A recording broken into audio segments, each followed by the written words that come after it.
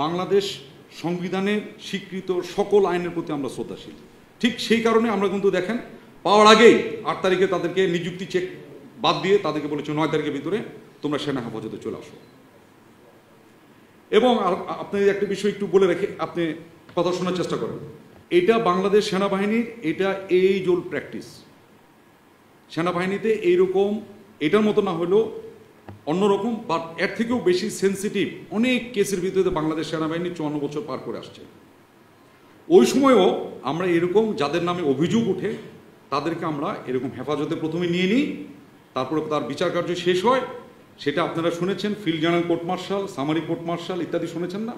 এই কোর্ট মার্শালগুলো বিভিন্ন প্রকারের কোর্ট মার্শাল আছে, এইগুলো সব শেষ করার পরে রায় যখন হয় তখন তার বিচারের রায় অনুযায়ী আইনানুগ ব্যবস্থা গ্রহণ করা হয়। কেউ বরখাস্ত হয়, কেউ জেলে যায়, কেউ ছাড়া পায়, কেউ ইত্যাদি ইত্যাদি।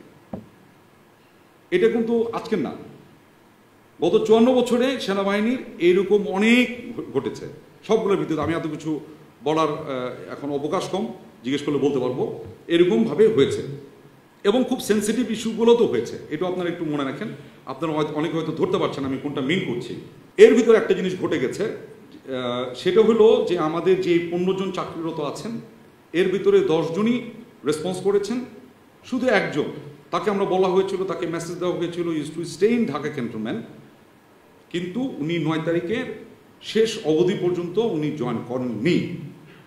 বিধায় 10 তারিখে আমরা তার সাথে আবার যোগাযোগ করার চেষ্টা করি, তার পরিবারের সাথে যোগাযোগ করার চেষ্টা করি এবং যোগাযোগ স্থাপন করি এবং জানতে পারি যে উনি অ্যাকচুয়ালি তার আগের দিন মানে 9 তারিখ সকালে উনি বাসা থেকে বের হয়েছিলেন একটা আইনের সাথে আইন পরামর্শ নেওয়ার জন্য।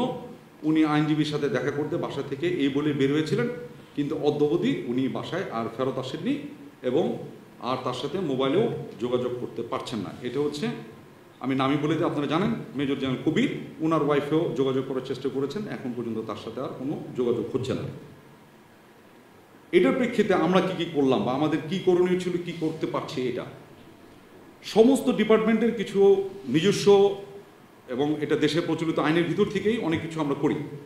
আমাদেরও এরকম আছে, সেটা হচ্ছে যে যখন এরকম কেউ হঠাৎ করে মিসিং হয়ে যায় তখন তাকে আমরা একটা ডিক্লারেশন দিই, আমরা বলি AWOL, মানে absent without leave. This is something illegal leave অথবা ইলিগাল অ্যাবসেন্ট, মানে আপনারা ওই পরিভাষাও বুঝতে পারছেন তো।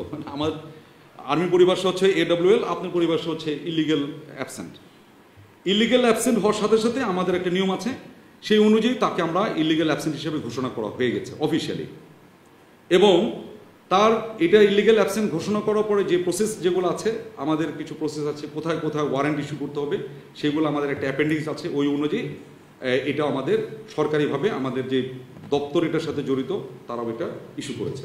এই জন্য আপনাদেরকে ডাকছি সবচেয়ে কারেন্ট ইনফরমেশন দেওয়ার জন্য। 10 জনের মধ্যে খালি 10 জন না, 15 জনের মধ্যে একজনকেই শুধু মিসিং, বাকি সবাই জয়েন করেছে, এই হেফাজতে চলে আসছে। 14 জনই আমাদের সেনা হেফাজতে চলে আসছে।